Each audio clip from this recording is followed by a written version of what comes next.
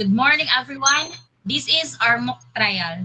Group 7 members, Ramirez, defense attorney, Fresno, prosecutor, Fidelia, expert witness, Riston, accused, Kilia, judge, Tukib, clerk of the court, Remetre, narrator. Ladies and gentlemen, welcome to this mock trial. Today, we present the case of the People versus Riston regarding the alleged forgery of a cheque. Our Honorable Judge Kilia presides over the proceeding. Let the trial unfold. All rise.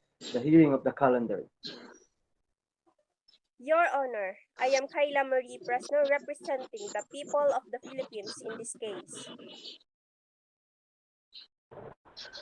Your Honor, my name is Regine Ramirez, representing the accused in this case. Is the prosecution ready? Yes, Your Honor. Does the prosecution wish to call any witnesses? The accused falsified the cheque of Mr. Cardo Dalisay, making it appear as it had been signed by the authorized party. Please state your name and personal circumstances. Iris Kidilia, 21 years old, a forensic document examiner, and I was asked to examine the cheque purportedly signed by Mr. Cardo Dalisay, the plaintiff in this case. Your Honor, we are offering the testimony of Ms. Iris Kidilia to prove that Mr. Charlie John Riston is guilty of forgery. What do you say, counsel? Check to direct examination, Your Honor. Attorney Fresno, proceed. Your Honor, these are the falsified cheque of Mr. Charlie John Riston. The prosecutor performed the examination that falsified the cheque which undergo many processes. Have you been asked to examine a document in this case? Yes, I have. Could you please explain the process you used to examine the document? Certainly, I utilized various forensic techniques to examine the document, including magnification, ultraviolet light analysis, and handwriting analysis. What were your findings regarding the document in question? Upon examination, I found several inconsistencies that raised suspicions of forgery. Firstly, the signature on the contract did not match to Mr. Cardo Dalisay's known signature samples. The slant, spacing, and individual letter formations were markedly different. Additionally, there were signs of tracing as evident by the unnatural flow and hesitations in the strokes. Did you find any other indications of forgery?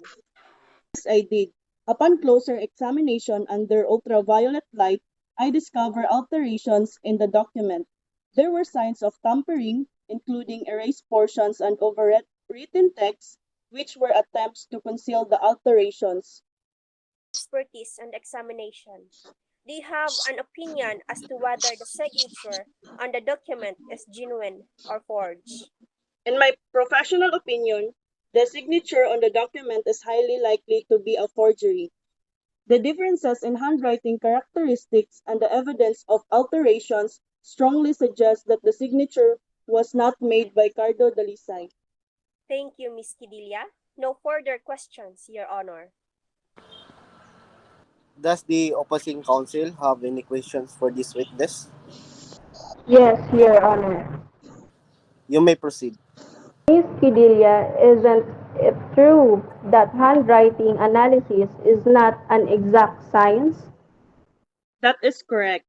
Handwriting analysis is a forensic technique that relies on a combination of scientific principles, experience, and expertise. While it is not an exact science, it is widely accepted and utilized in forensic investigations. So, there is a margin of error in your analysis. As with any forensic examination, there is always a margin of error. However, through years of training and experience, forensic document examiners strive to minimize errors and reach reliable conclusions based on the evidence presented. Thank you. Ms. Kidilia, No further questions, Your Honor. Thank you, Ms. Kidilia, for your testimony. You may step down. Thank you, Your Honor. Your Honor, at this time, the prosecution rests its case. Both prosecution and defense have now rested their cases. The attorney will now present the final argument. Defense, you may now begin.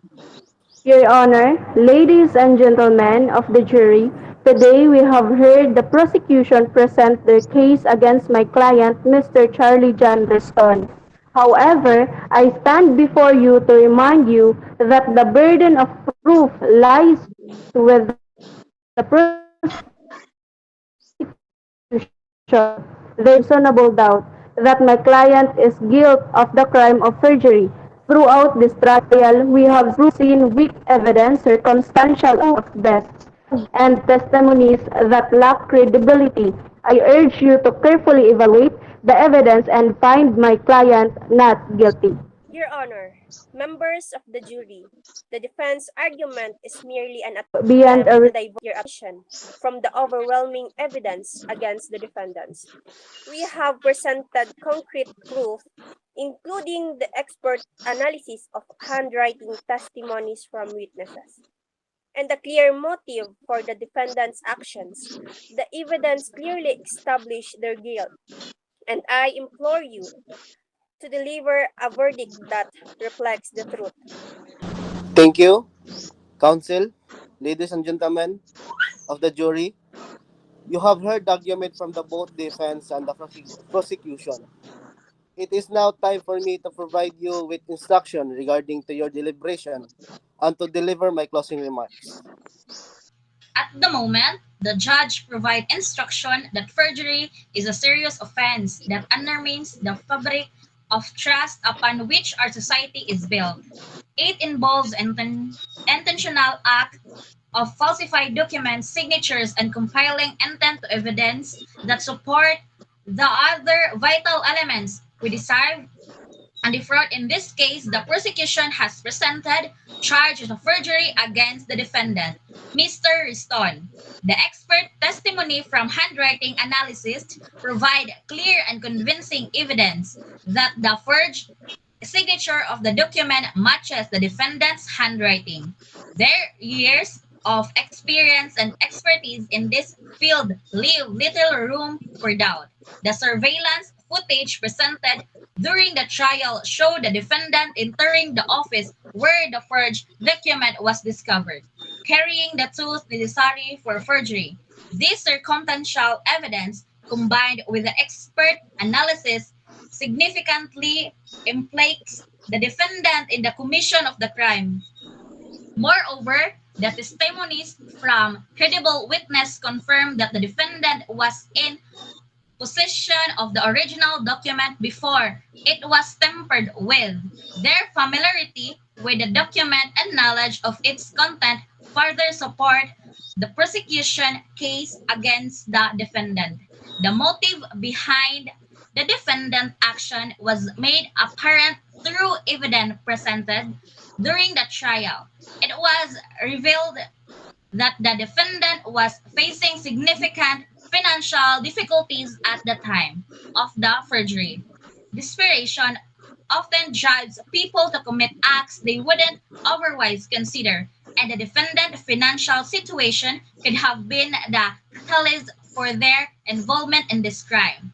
Considering the evidence and testimonies provided, it is the duty of this jury to evaluate the credibility of the witness, weigh the evidence, and determine whether the prosecution have proven the guilt of the defendant beyond a reasonable doubt. The judge presiding over this trial, it is the responsibility of the judge to provide the guidance, but it is ultimately your duty to reach a just or fair verdict. After carefully consideration of the evidence and the thorough examination of the fact presented during the trial, hereby instruction you, the member of jury, to deliberate and reach a unanimous verdict based on the evidence presented. in the court and find the defendant, Mr. Riston, guilty of the crime of forgery and must return a guilty verdict. However, if you find that the prosecution has not met its burden of proof and the evidence has not convinced you beyond a reasonable doubt, you must return a verdict. The decision rests in your hands, and I trust that you will carry and carefully weigh the evidence and apply the law to the best of your ability. I now adjourn this court and ask that you return the jury room to begin your deliberation.